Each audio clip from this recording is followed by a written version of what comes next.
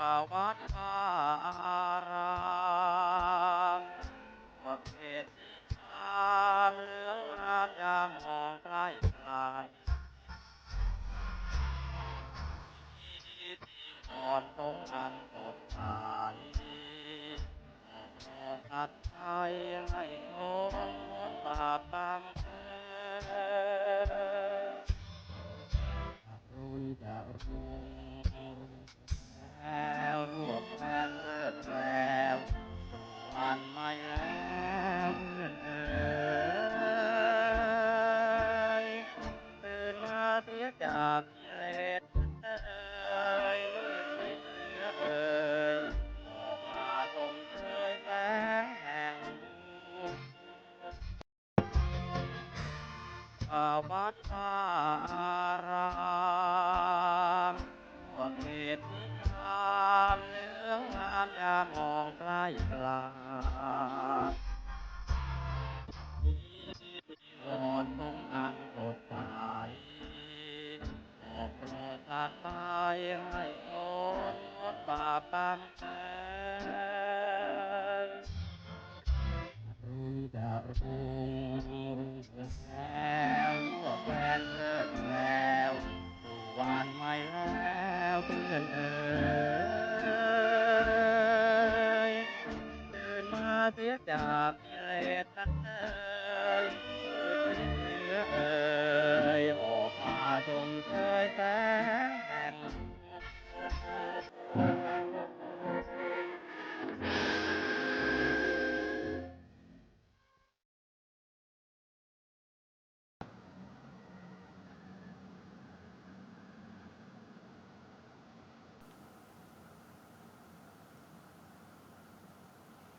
ขอเจริญพรท่านสาธุชนทั้งหลายรายการธรรมทานจากวัดพุทธปัญญาเมืองโพมานารัฐแคลิฟอร์เนียประเทศสหรัฐอเมริกามาพบกับท่านผู้ฟังท่านผู้ชมอีกวาระหนึ่งก่อนที่จะได้มาใช้งานเกี่ยวกับเรื่องของโปรแกรมสตรีมยาร์ดนั้นก็ต้องฝึกฝนกันพอสมควรประกอบกับเมื่อวานนี้ไม่ค่อยจะสบายนักก็เนื่องจากว่าปวดท้องกระทันหันเลยต้องงดรายการกระทันหันเช่นกันบางทีก็ไม่ค่อยสบายตอนนี้ทุกคนผู้ชมก็ต้องทำใจเหมือนกันว่าอาตมาก็แก่อายุ68 ปีอยู่ในกลุ่มของผู้สูงอายุเรียบร้อยแล้วแต่ฉะนั้นเมื่ออยู่ในกลุ่มท่านผู้สูงอายุก็จะมีความป่วยไข้เป็นธรรมดาเหลือเกินจะมีความป่วยเป็นธรรมดาขึ้นมาเรื่อยบางทีตื่นเช้าขึ้นมาก็มีอาการแล้วอาการป่วยมาเยือนทันทีด้วยเหตุนี้เองก็ต้องขออภัยทำงานกับผู้สูงอายุขาดตกบกพร่องไปบ้างแต่เนื่องจากโปรแกรมเก่าจะใช้งานมานานเรียกว่าอาจจะถึงการละชำรุดหรือจะไปอัปเดตเขาไม่ทันเลยไม่ทำงานก็กลับมาใช้สตรีมยาร์ดที่ได้มาทดลองแล้วก็ต้องมาเรียนรู้ใหม่พอจะเห็นทางแล้วก็คงจะเดินหน้าต่อไปก็ยังปรับกล้องไม่เป็นมันออกมาเขียวๆ ไม่ทราบว่าเพราะเหตุใด มีกล้องมีสีเขียวๆเต็มไปหมดข้างหัวเอาเถอะ ก็ยังพอใช้ได้ วันนี้ตื่นเช้าขึ้นมาในอเมริกาก็รับข่าวเศร้าเป็นระยะนั่นก็คือข่าวการที่นักเรียนชั้นม.3 นำปืนมายิงทั้งครูและนักเรียนด้วยกันเสียชีวิต8 คนครูด้วยนักเรียนด้วยสุดท้ายก็ผู้ที่ก่อเหตุก็ยิงตัวเองตายก็กลายเป็นว่า9 ศพเกิดขึ้นภายในวันเดียวเหตุการณ์ตามข่าวคือเกิดตั้งแต่เช้า9 โมง10 โมงแล้วก็ไล่เรื่อยมานั้นการที่เด็กได้นำปืนเข้าไปในโรงเรียนล้วนเป็นเรื่องยากอย่างเมื่อก่อนเราไปเจอที่หาดใหญ่ก็จะต้องมีการตายคุณครูเสียชีวิตเพราะว่าขณะนั้นจิตของเด็กนั้นจะฆ่าเดินหน้าไม่ฟังอะไรเพราะนั้นถ้าเด็กจับปืนขึ้นอาละวาดเมื่อไหร่ก็จะต้องเป็นบทเรียนว่าก็มีความตายเกิดขึ้นเพราะเด็กจะไม่ยอมอย่างเหตุการณ์ที่หาดใหญ่ท่านผอ.ก็ต้องเสียชีวิตไปพยายามอย่างเต็มที่ทีนี้ก็คุณครูหลายท่านแต่อาจจะไม่ได้หลบหรือว่าพยายามจะป้องกันไม่ให้ไปฆ่าลูกศิษย์เรียกว่าคุณครูทุกท่านเท่าที่อาตมาดูข่าวคือ5 ท่านเนาะนอกจากนั้นก็อยู่ในตำแหน่งอื่นด้วยถือว่าคุณครูพลีชีพในหน้าที่เพื่อที่จะได้ปกป้องนักเรียนจริงๆอันนี้คือพลีชีพเป็นครูที่ควรจะได้รับการยกย่องว่ามีวิญญาณครูอย่างสูงส่งที่พร้อมจะพลีชีพเพื่อนักเรียนและได้กระทำแล้วนั่นถือว่าเป็นครูที่น่ายกย่องสรรเสริญและก็เป็นต้นแบบของวิญญาณครูที่แท้จริงมีบ่อยครั้งที่เราเห็นว่าเวลาเกิดวิกฤตคุณครูจะเข้าไปโอบไปอุ้มไปกอดเด็กเอาไว้บังกระสุนอย่างกรณีนี้ก็เช่นกันพลันเหตุเกิดแล้วสื่อก็ไปอย่างเร็วสื่อไปเร็วก็คือว่าค้นหาสาเหตุกันว่าคืออะไรก็โทษครูบ้างโทษโรงเรียนบ้างโทษความละหลวมของโรงเรียนโทษการเลี้ยงดูทางบ้านแล้วก็โทษอื่นๆสารพัดจะโทษไปถึงระบบการศึกษาของประเทศการออกมาอภิปรายกันอย่างกว้างขวางนั้นก็ถือว่าเป็นเรื่องที่ดีการมาอภิปรายอย่างกว้างขวางแบบนี้ถือได้ว่าเป็นเรื่องที่ดีเป็นเรื่องที่มีประโยชน์อย่างยิ่งควรจะได้เก็บเอาคอมเมนต์ต่างๆที่มีอยู่จะเป็นร้อยเป็นพันเป็นหมื่นโดยเพราะรัฐบาลซึ่งท่านนายกรัฐมนตรีก็ให้ความสนใจกระทรวงมหาดไทยและเจ้าภาพใหญ่กระทรวงศึกษาธิการและน่าจะเป็นอว.ร่วมด้วยช่วยกัน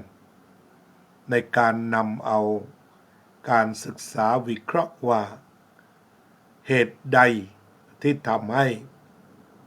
นักเรียนมีจิตใจโหดเหี้ยมขนาดนี้จากการค้นคว้าข้อมูลส่วนหนึ่งข่าวออกมาแล้วว่าไปดูคอมพิวเตอร์ของเด็กที่ก่อเหตุนั้น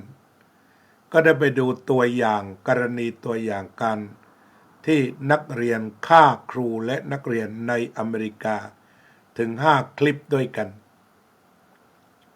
ตรงนี้เราก็สามารถดูว่าจะเป็นแรงบันดาลใจหรือแรงจูงใจหรือการปลุกเร้าจิตของเด็กให้เป็นไปตาม สิ่งที่ตนเองได้เห็นและมีอะไรที่มันปรุงแต่งขึ้นมาอย่างแรงจนกลายเป็นกรรมคือว่าปรุงแต่งก็กลายเป็นกรรม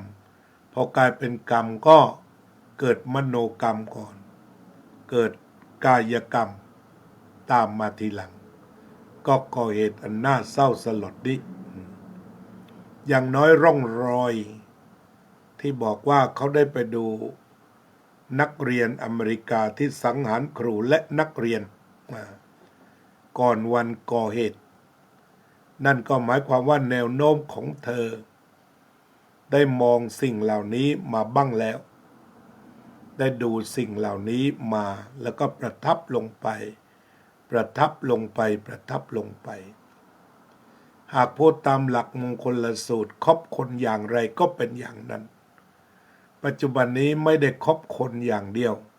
แต่เสพข้อมูลอะไรมากไปก็จะจูงใจไปในทางนั้นอันนี้ก็คือเธออาจจะเสพข้อมูลจากเกมซึ่งแน่นอนที่สุดเกมที่มันก็ต้องเป็นเกมที่ฆ่ากันอย่างหลีกเลี่ยงไม่ได้ส่วนหนึ่งของการอภิปรายอาตมาก็ขออภิปรายคนหนึ่งว่าเนื่องจากข้อมูลที่เสพจะไปมีบทบาทอย่างสูงต่อการสร้างมโนกรรมอันประกอบด้วยเจตนาและจะนำไปสู่วจีกรรมและกายกรรมมองโดยทั่วไปเราจะเห็นได้ว่าปริมาณการก้าวร้าวเพิ่มมากขึ้นโดยเฉพาะการแสดงความก้าวร้าวทางสื่อทุกคนมีสื่อของตัวเองทุกคนมีช่องการถ่ายทอดสดของตนเองแล้วก็เผยแผ่หรือพูดไปตามที่ตนเองคิดอันนี้ก็เรียกว่าเป็นความก้าวร้าวโดยรวมที่น่าสนใจทีนี้ความก้าวร้าวอันจะนำไปสู่การพูดจาหยาบคายแล้วคิดรุนแรงนี่มันก็จะมีทั่วไปหมดเช่นปัจจุบันนี้นิยมกลับมาพูดมึงพูดกูแล้วก็สามารถใช้คำหยาบแต่ว่าเราก็ยังไม่กล้าพูดก่อนขึ้นสื่ออย่างที่เรียกว่ามีครูคนหนึ่งมีคำหยาบอยู่หลายคำในหนึ่งประโยคโพสต์ปั๊บคนดูไป18 ล้านคนคือโพสต์แบบไม่สุภาพนะโพสต์วิจารณ์เด็กในยุคปัจจุบันแบบนั้นขณะเดียวกันบอกครูโพสต์ได้ทั้งเด็กทั้งครูอื่นก็โพสต์ด่ากลับมาอีกด้วยถ้อยคำที่หยาบคายไม่แพ้กันทีนี้มโนกรรมที่มันรุนแรงคือคำกล่าวที่แรงนั่นคือความรุนแรงทางวาจาส่วนมากเราจะมองข้ามว่าถ้ายังไม่ลงมือไม่เป็นไรควรให้เสรีในการพูดอย่างนี้แต่ในความเป็นจริงแล้วการกล่าวร้าย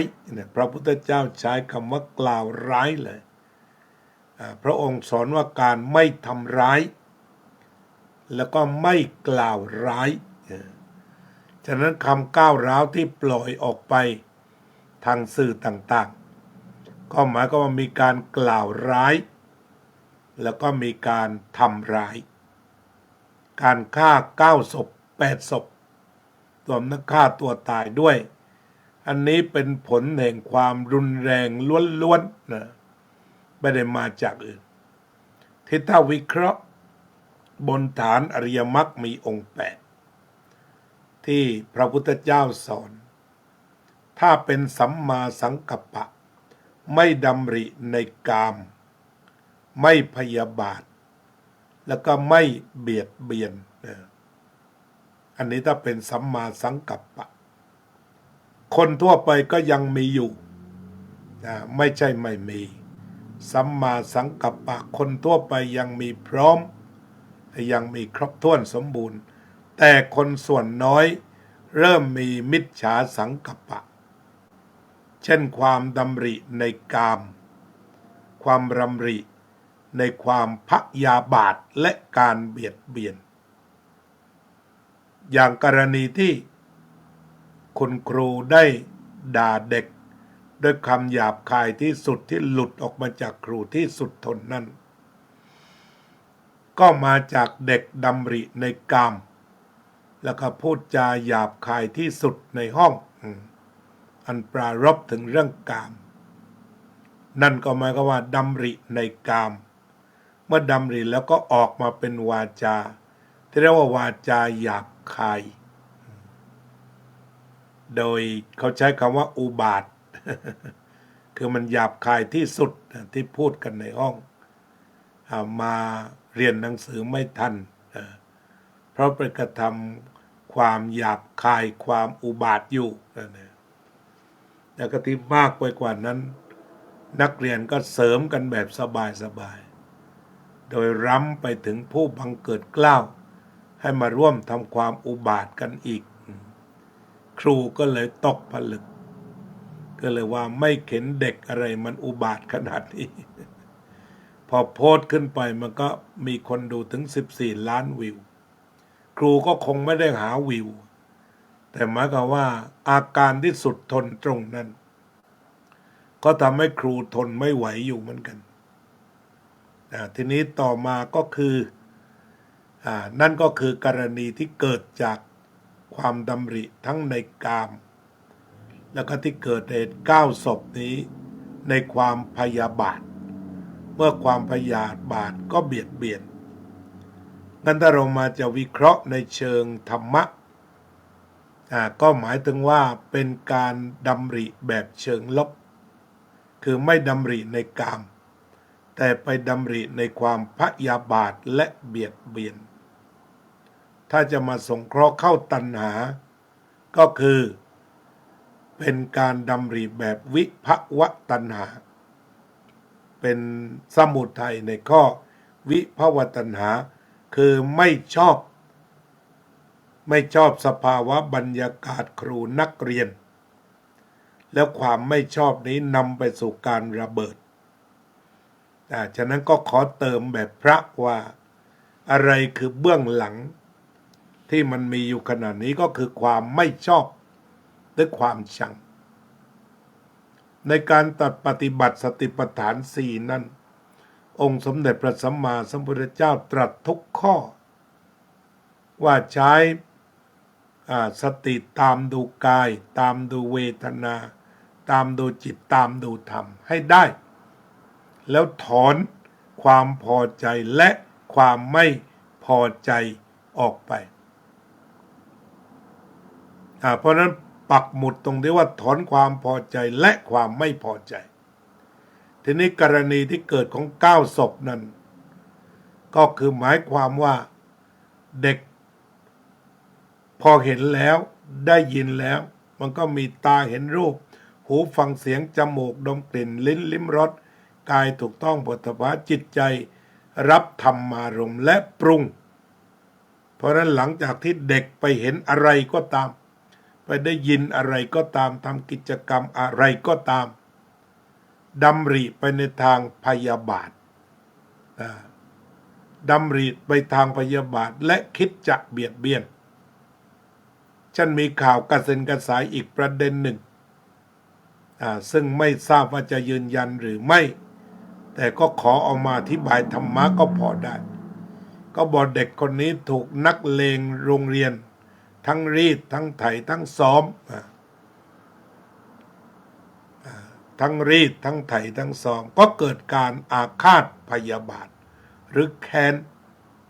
และได้ทราบว่าโดนบ่อยด้วยโดนบ่อยด้วยพอโดนบ่อยด้วยสู้ไม่ได้ก็คิดคือไม่ได้คิดอภัยไม่ได้คิดว่าแล้วก็แล้วกันไปหรือไม่ได้คิดถึงการเกิดดับแต่คิดว่าเมื่อไหร่แก้แค้นได้จะแก้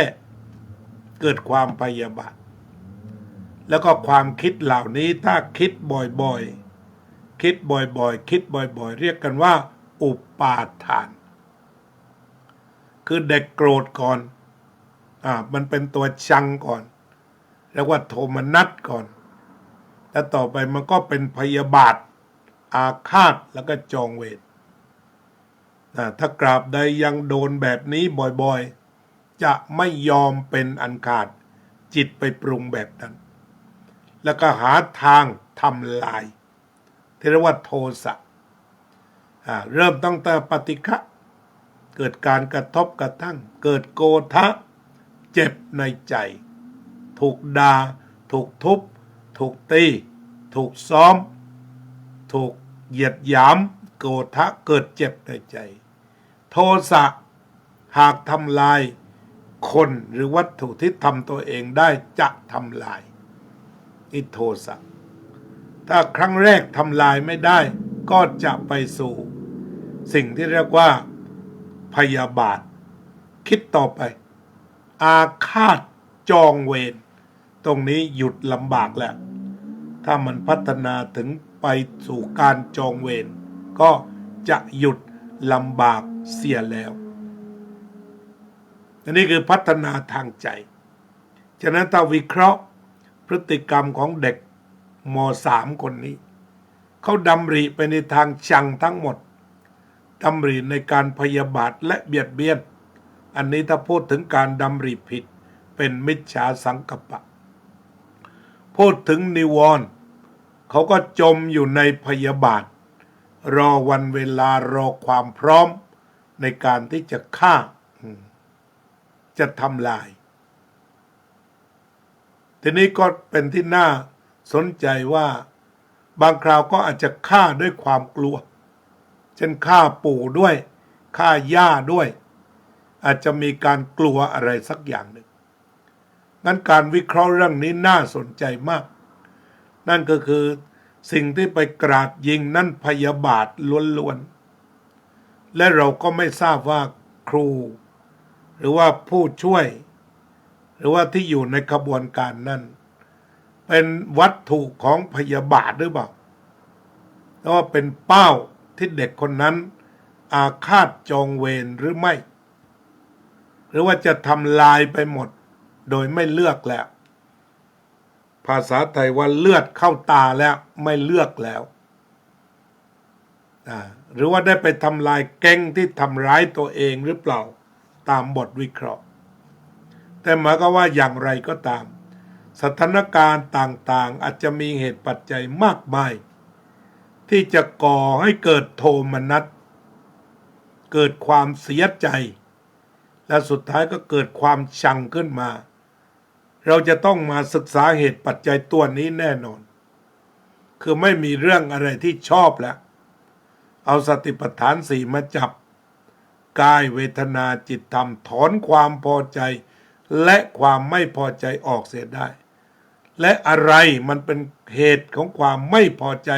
ที่ปักอยู่ในหัวใจเด็กคนนี้อันนี้เราก็ต้องศึกษาในทางธรรมะ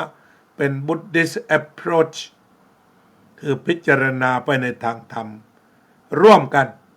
ให้สังคมเบนมาดูว่าอะไรมันเป็นเหตุให้เด็กคนนี้เกิดปฏิฆะโกฏะโทสะพยาบาทอาฆาตและจองเวรและเกิดพฤติกรรมสร้างความรุนแรงขึ้นดังที่ปรากฏในข่าวนั้นมาอย่างไรมาดูเหตุนี้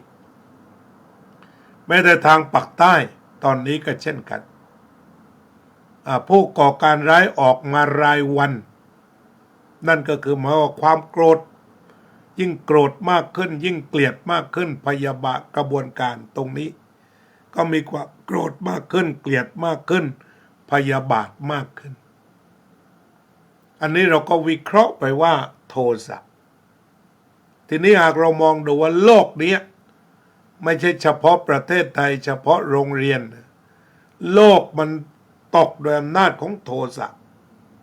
พระพุทธเจ้าตรัสว่าโลกอันตัณหานำไปโลกอันตัณหานำไป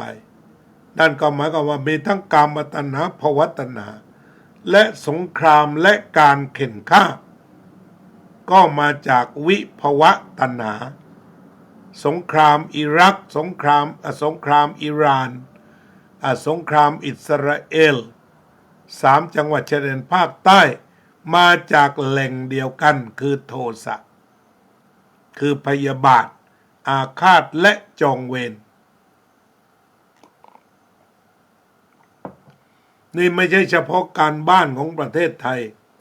แต่เป็นการบ้านโลกที่จะต้องหาทางออกว่ามันจะต้องทำให้คนมีความเมตตามีความกรุณาและอภัยโดยด่วนนะซึ่งจะต้องมีกระบวนการ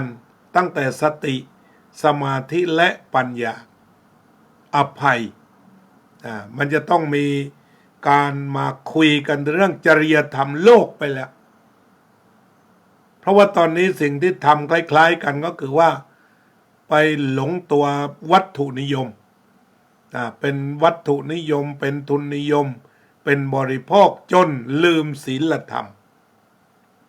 ไม่ต้องพูดถึงศีลธรรมไม่ต้องพูดถึงสวดมนต์ไม่ต้องพูดถึงไหว้พระไม่ต้องทำกิจกรรมใดๆหรือประเทศไทยเด็กเคยเดินขบวนไปกระทรวงศึกษาธิการถอนวิชาศีลธรรมออกไปอันนี้เธอไม่เข้าใจแล้วเนี่ยเขาก็สร้างชาติมาให้มีศีลธรรมก่อนถ้ามันมีศีลธรรมเหตุการณ์นี้ไม่เกิดถ้ารู้จักอภัยไม่เกิดรู้จักความเมตตาก็ไม่ทะเลาะเบาะแว้งกันนั่นหลักสูตรใหม่อันเป็นหลักสูตรโลกที่ต้องขับเคลื่อนกันกับคนทุกระดับก็คือหลักสูตรแห่งความเมตตา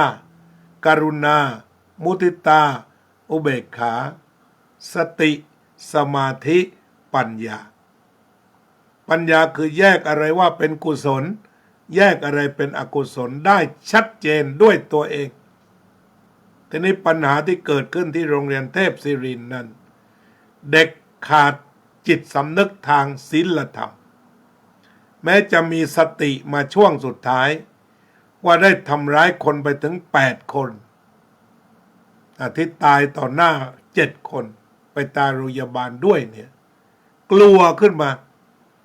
กลัวว่าจะต้องติดคุกหรือประหารชีวิตเลยฆ่าตัวตายคือไม่ได้กลัวบาปไม่ได้ละอายชั่วกลัวบาปฉะนั้นความรู้สึกละอายชั่วหรือกลัวบาปของคนลดลงไปกันก็คงจะต้องใช้คำหลวงพ่อพุทธทาสนั่นแหละศีลธรรมไม่กลับมาโลกาวินาศศีลธรรมระบาดโลกธาตุสว่างไสวเราก็อย่าไปมองศีลธรรมในเชิงของวัตถุแต่มันเป็นการปลูกฝังความรู้สึกที่ดีโดยใช้เวลานานให้เจริญเติบโตขึ้นจนคนมีความรักกันมีความกลมเกลียวกันการสวดมนต์หน้าเสาธงการปฏิญาณตนการรักชาติศาสตร์กษัตริย์เหล่านี้ล้วนเป็นกระบวนการเรียนรู้เพื่อปลูกฝังความดีความรักชาติรักเพื่อนมนุษย์พระพุทธศาสนาสอนให้แผ่เมตตาแผ่กันให้ทุกวันให้ฝังเข้าไปในจิตใจจนกระทั่งเด็กโตขึ้นมาด้วยความรักความเมตตาความเอื้อเฟื้อเผื่อแผ่แล้วก็นี่ก็คือทิศทางใหม่การศึกษาด้านฟิสิกส์เคมีคอมพิวเตอร์ AI ไม่ได้แพ้ใครหรอกเมืองไทยรับรองแต่ว่าเราก็ยังมีขาดศีลธรรมกันโดยทั่วโกงกินคอร์รัปชันต่างๆมันก็มาจากการขาดจิตสำนึกแห่งความรักแห่งความเมตตาหรือศีลกับธรรมนี่แหละ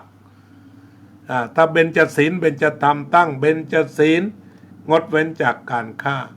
เบญจธรรมก็ต้องรักผู้อื่นเบญจศีลเว้นจากการลักทรัพย์เบญจธรรมก็ต้องทำมาหากินแต่นี่กลายเป็นว่าถ้าคนใช้กิเลสนำค้ายาเต็มไปหมด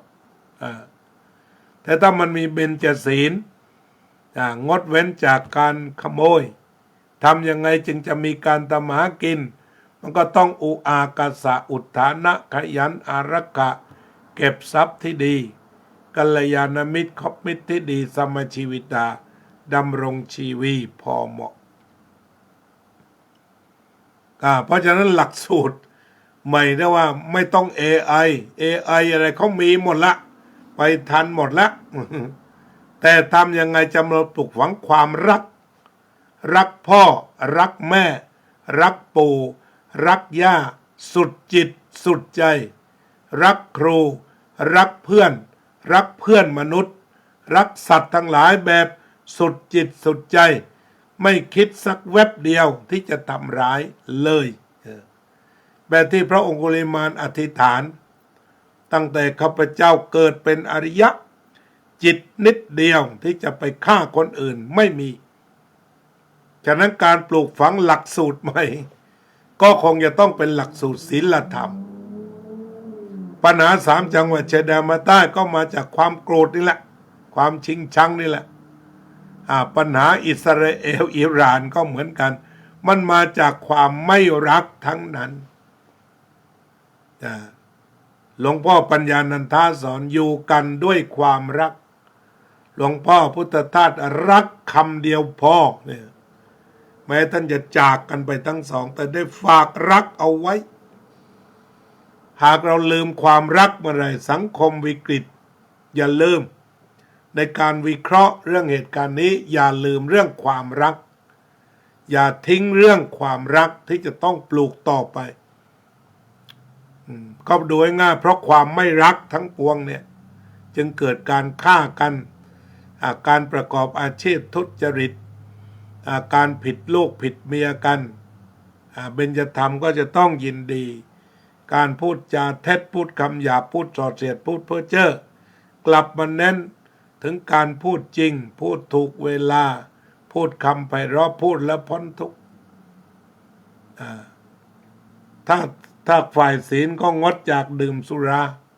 ฝ่ายธรรมะก็ต้องเจริญสติก็จะต้องให้ตัวจะไวสติเป็นไวรัลเจริญไปเพื่ออะไรถอนความพอใจความไม่พอใจให้จิตปกติให้ได้เด็กเล็กเด็กน้อยจะต้องมาดูจิตตัวเองมาบริหารจัดการจิตของตัวเองมาสเตอร์มายด์ของตนเองให้ได้นี่เป้าหมายหลักเอาก่อนถ้ามาสเตอร์มายด์ไม่ได้ความรู้อื่นๆก็เสี่ยงทั้งหมดวันนี้ก็ขึ้นหัวข้อว่าสวดมนต์คือการทำความดีทางวัดพุทธปัญญาเพิ่มเป็น4 รอบ1สวดมนต์ตอนตี 5เป็นภาษาอังกฤษเพื่อที่จะฝึกฝนพระฝึกฝนอาตมาด้วยและเพื่อแผ่ความหมาย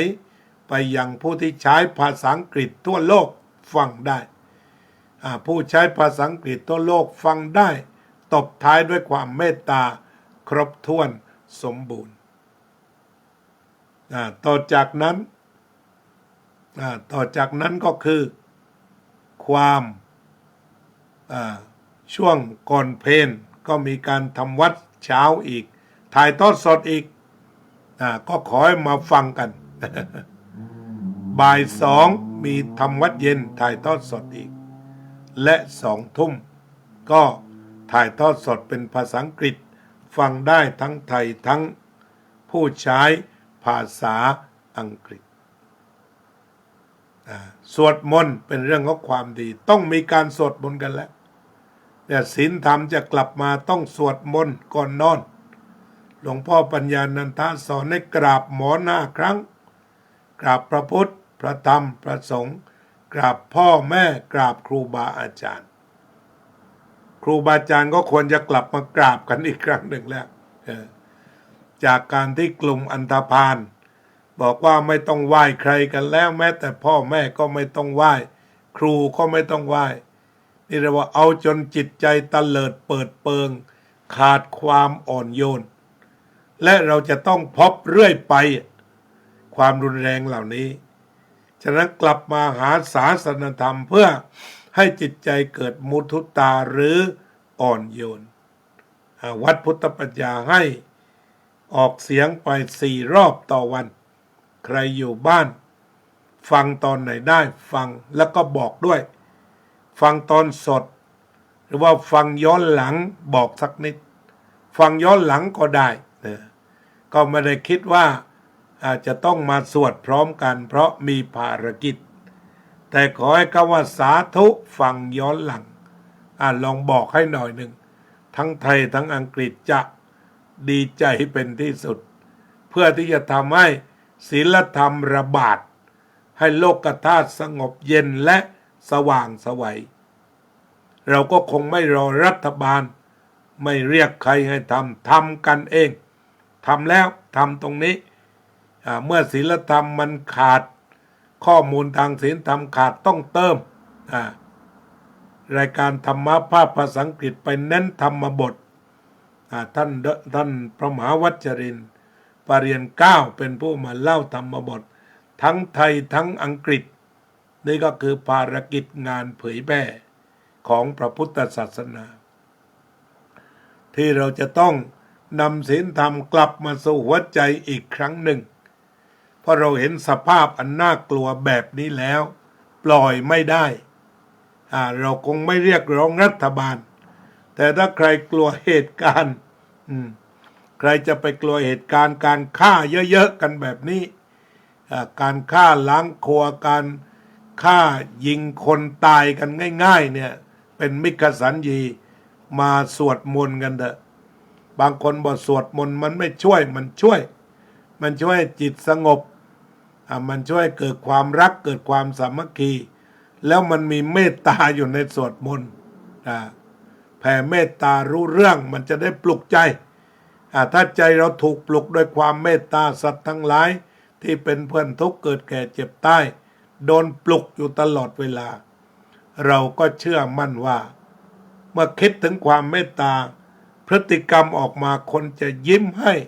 จะหัวเราะให้จะรักกันแน่นอนแต่ถ้าแต่ละวันเล่นแต่เกมที่ฆ่ากันเล่นแต่ดูแต่สถิติการยิงกันเนี่ย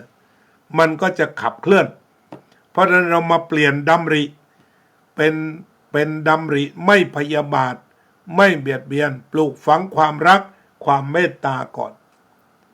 เพื่อที่จะส่งลูกที่รักพ่อแม่ให้แก่ครอบครัวเรามาเรียนหนังสือโรงเรียนจะต้องส่งลูกที่รักพ่อรักแม่รักปู่ย่าตายายกลับไปอาจจะไม่ได้เก่งคณิตศาสตร์ฟิสิกส์ในระดับโลกแต่ขอให้รักพ่อรักแม่รักเพื่อนร่วมงานอันนี้ก็ถือว่าเข้าถึงธรรมแล้วเพราะฉะนั้นต่อไปนี้เราก็จะมาภาวนากันสักเล็กน้อยเพื่อกลับมาหาตัวเองทำให้จิตใจของเราเกิดความสงบขึ้นมาก็จะมาพิจารณาลมหายใจเข้าออกด้วยกันขอเชิญหายใจเข้าหายใจออ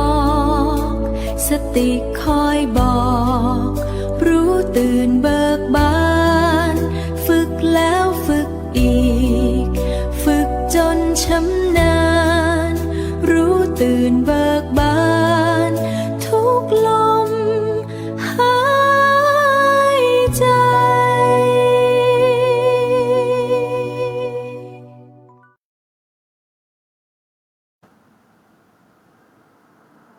หายใจเข้าหายใจออกสติคอยบอกรู้ตื่นเบิกบานฝึกแล้วฝึกอีกฝึกจนชำนาญรู้ตื่นเบิกบานทุกลมหายใจ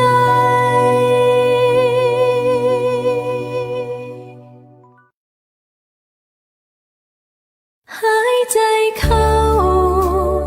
หายใจ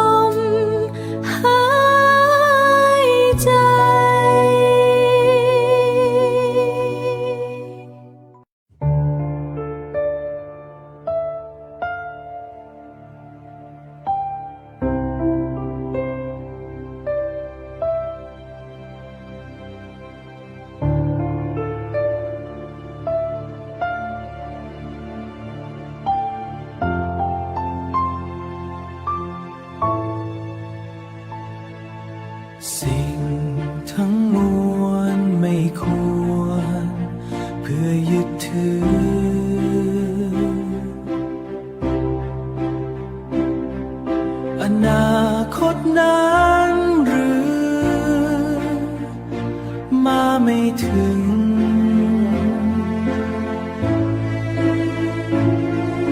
อดีตผ่านพ้นไปไม่คันหนึ่งปัจจุบันนี้จึงเป็นความจริงยึดถือซึ่งสิ่งใดใจก็หนักทั้งชังรักล้วนแต่นำไปทุกสิ่งทั้งชังรักล้วนแต่นำไปทุกสิ่งเมื่อประจักษ์ว่าหนักหนาอย่าประวิง